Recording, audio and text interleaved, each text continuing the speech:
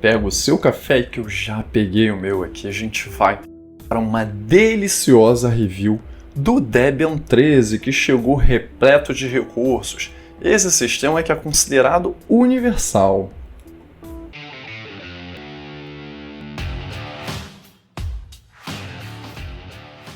Olá, seja bem-vindo, Hiker aqui.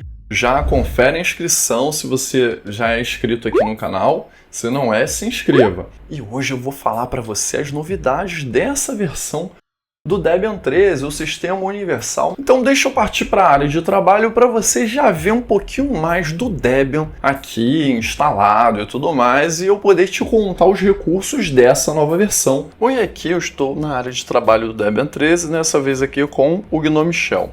Muitos falam por aí que a versão com KDE tem alguns bugs, né? Eu quero inclusive testar essa versão do Debian com o KDE Plasma para ver se isso de fato é verídico, porque muitos reclamam, dizem que KDE Plasma, se você quiser ter uma boa experiência, é no Fedora, é no OpenSUSE, em outros sistemas, né, no Arch Linux, e que aqui no Debian a gente não tem uma boa experiência. Bom, tem muitos anos que eu testei o Debian com KDE, eu não estou me recordando agora se eu tive algum problema na época, então tá na hora de voltar para o Debian com KDE Plasma. Mas vindo aqui na versão com GNOME Shell, nós temos aqui a loja de aplicativos, né, que é um grande diferencial para você que utiliza GNOME e algumas interfaces gráficas, exceto o KDE, que aí vem com a Discovery. Aqui nós temos a parte de atualização, inclusive eu tenho outra atualização do sistema aqui já, porque eu já atualizei quando foi lançada essa versão final. Temos a parte aqui dos repositórios de programas, né, onde a gente pode habilitar alguns repositórios, inclusive é ideal habilitar o FlatHub para poder fazer a instalação de Flatpaks, entre outros, mas eu não vou mostrar isso aqui nesse vídeo. Que bom que tem uma atualização aqui, porque a primeira coisa que eu quero te mostrar aqui no Debian 13 é que o apt chegou na versão 3.0 e não teve mudanças apenas na questão do apt não. Para quem já usa Debian há algum tempo, né, para quem já está acostumado com o Debian, você deve conhecer que para você mudar repositórios e tudo mais, nós temos que ir lá no arquivo source list, né, que está lá em /etc source list. E aí a gente digita a nossa senha aqui de administrador para escalar privilégios e nós temos esse arquivo aqui para adicionar repositórios, remover, entre outros. O arquivo aqui do source list está muito mais bonito, com essas cores diferenciando os repositórios, ele está melhor agrupado.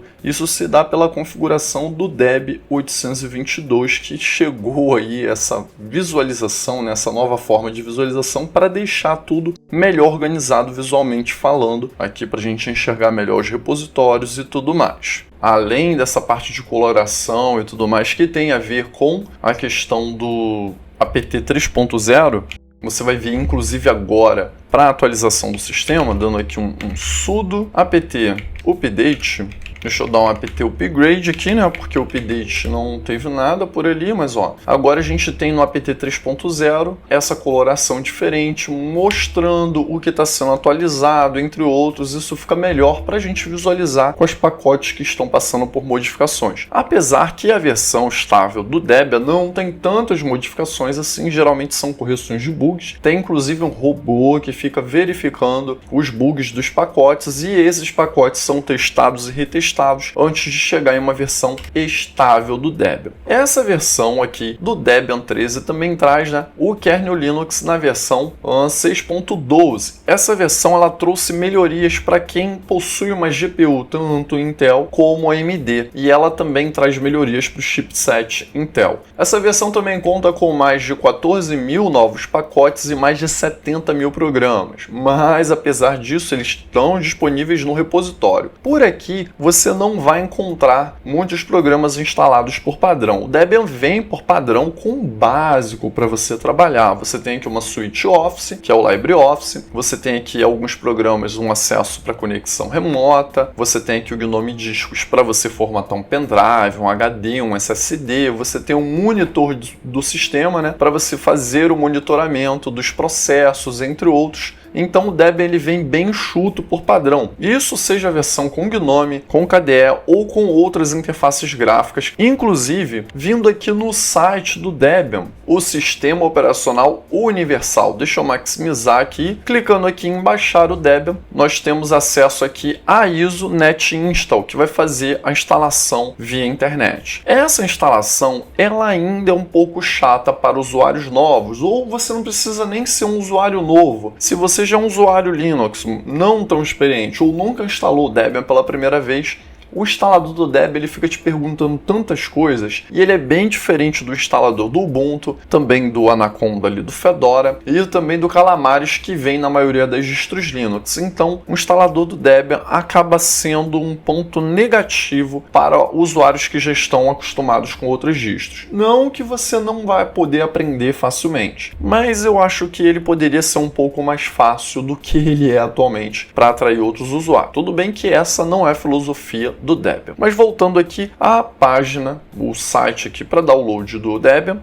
nós temos aqui a versão 13.1, que é a versão estável, né? Temos aqui também o manual de instalação, as notas de lançamento dessa versão com todas essas novidades, né, que foram lançadas e tudo mais, que eu fiz um apanhado geral aqui para facilitar nessa review. E aqui nós temos as demais versões do Debian, que são a Testing, Stable e Unstable. No caso aqui, a versão Testing é a que eu recomendo para quem quer usar o Debian por padrão. Porém, se você fizer a instalação do Debian estável aí na sua máquina, os Flatpaks vão render aí no seu uso do dia a dia normalmente, e você consegue configurar a virtualização, entre outras coisas, e usar normalmente, você pode usar o próprio Debian Stable, ou estável, sem problema nenhum. Mas para a maioria dos casos, o Debian Test acaba sendo uma versão mais recomendada porque você vai ter um sistema que vai receber atualizações com uma frequência maior do que a versão estável, mas não serão atualizações tão frequentes ao ponto de quebrar alguma coisa aí no seu sistema, como pode acontecer com o Fedora Art e distros baseadas nele, como eu já mencionei anteriormente. Agora, apesar dessa estabilidade do Debian, muitos acabam confundindo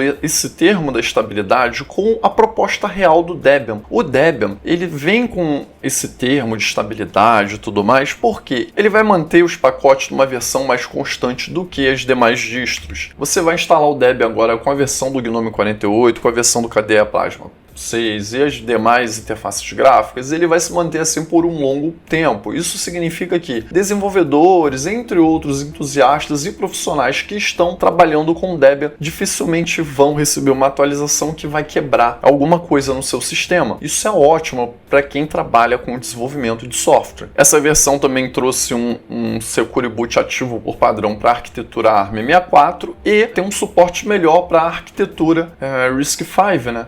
E são essas plaquinhas de desenvolvimento que estão crescendo, ganhando espaço cada vez maior no mercado, e eu tenho um vídeo, inclusive falando sobre a China que tem adotado melhor essa arquitetura, que vai seguir num card aí na parte final, caso você não tenha visto ainda. Bom, agora deixa eu voltar aqui ao terminal para te mostrar algo que foi levantado, essa questão recentemente quanto à segurança do Debian. Já que eu estou falando da estabilidade, vou citar essa questão também. Se você desse esse comando aqui, você poderia comprometer todo o seu sistema operacional caso você estivesse utilizando a seção com Shorg, não com Wayland. Por quê? Esse simples comando faz a instalação de um dicionário, de um programa chinês, que serve para fazer a tradução do que você estiver olhando na sua área de trabalho naquele momento. Então, se eu estou aqui no Firefox, eu estou em alguma matéria aqui de algum site, por exemplo, eu estou aqui no Fórum Nix, e aí eu venho e quero traduzir alguma coisa aqui, alguma matéria, algum trecho. Quando eu clicasse aqui, esse programa ele já ia fazer a tradução desse texto e tudo mais. Porém, na versão com Shorg, ele fazia a captura de tudo que estava na sua área de trabalho. Isso através de um bug que já tinha sido reportado em 2015, só que ele era ativado através de um plugin que era feito o download automaticamente quando a gente fazia ou faz a instalação dessa ferramenta. Isso leva, é lógico, a diversos problemas de segurança, porque se você abre aqui uma janela para logar no e-mail, numa rede social, digita alguma coisa, você poderia ter a sua senha capturada e sendo enviada para servidores chineses sem criptografia. Isso é um problema seríssimo de segurança. E esse problema, esse bug, já tinha sido reportado desde 2015, mas só foi corrigido agora. Aqui, ó, esses plugins aqui, ó, aqui que está o problema. Esses plugins que estavam com o pacote malicioso com envio de credenciais aí do seu desktop e tudo mais, sem estar criptografado, né? Então, você fazia o download do bendito programa, ele já puxava esses plugins e aqui que estava o problema. Então, era uma coisa um pouco mais escondida. Você tinha que fazer a análise não só do programa em si, mas também de cada pacote, de cada dependência, de cada plugin que estava sendo instalado também, para poder ver se o seu sistema estava seguro ou não, né? Então, fica aqui esse alerta. Outra questão quanto à segurança, caso você prefira utilizar o Debian, você pode recorrer aos pacotes, né? Por mais que esse bug demorou a ser corrigido agora, às vezes acontece de um pacote ou outro ter algum bug ainda que não fosse solucionado. A curadoria do Debian costuma ser das melhores curadorias que nós temos aqui nas distros Linux, mas você quer recorrer ao FlatHub? Quer fazer instalação de Flatpaks aí, não quer encher o teu sistema de dependências e tudo mais? Ok, vai habilitar o FlatHub. Só faça a instalação de algum programa como o Flatseal, por exemplo, para você gerenciar as permissões dos Flatpaks. Porque o FlatHub também não tem, geralmente, uma curadoria tão boa como as distros Linux possuem. Inclusive o Fedora criou a própria curadoria dele para os Flatpaks e tal. Gerou um problema porque eles acabaram empacotando o OBS Studio através de um pacote que estava com problemas, e isso gerou ali um fork que estava dando muita dor de cabeça, porque quem ia reclamar do problema não ia reclamar com a equipe do Fedora, ia reclamar com a própria equipe do OBS Studio. Ocorreu uma ameaça de processo, entre outros. Então, vai utilizar Flatpaks aí no seu sistema, faz a instalação do Flatseal. Esse programa aqui, ele vai gerenciar as permissões dos Flatpaks aí no seu sistema. Através dele você vai conseguir, esse programa pode utilizar isso, pode utilizar aquilo, não precisa dessa permissão. Então, mesmo que você recorra aos Flatpaks, faça o gerenciamento das permissões deles para que você não tenha maiores dores de cabeça. Pois essa aqui foi a minha review do Debian 13, eu espero que você tenha gostado das novidades. Eu simplifiquei e trouxe o máximo de informações que eu consegui importantes no menor espaço de tempo possível para que você se sinta informado e faça uma análise se vale a pena usar o Debian ou não, seja no seu PC de casa, do trabalho, no seu notebook, ou até em um servidor, ou em um servidor, um mini servidor como essa plaquinha de desenvolvimento que eu acabei mostrando aqui. Se não é inscrito aqui no canal, se inscreva, dê um joinha nesse vídeo e comenta aí se você já usou o Debian, pretende usar, deixa um comentário do que você achou de diferente dessa versão 13 do sistema. Espero você em um desses cards na parte final de algum vídeo que eu fiz especialmente para você.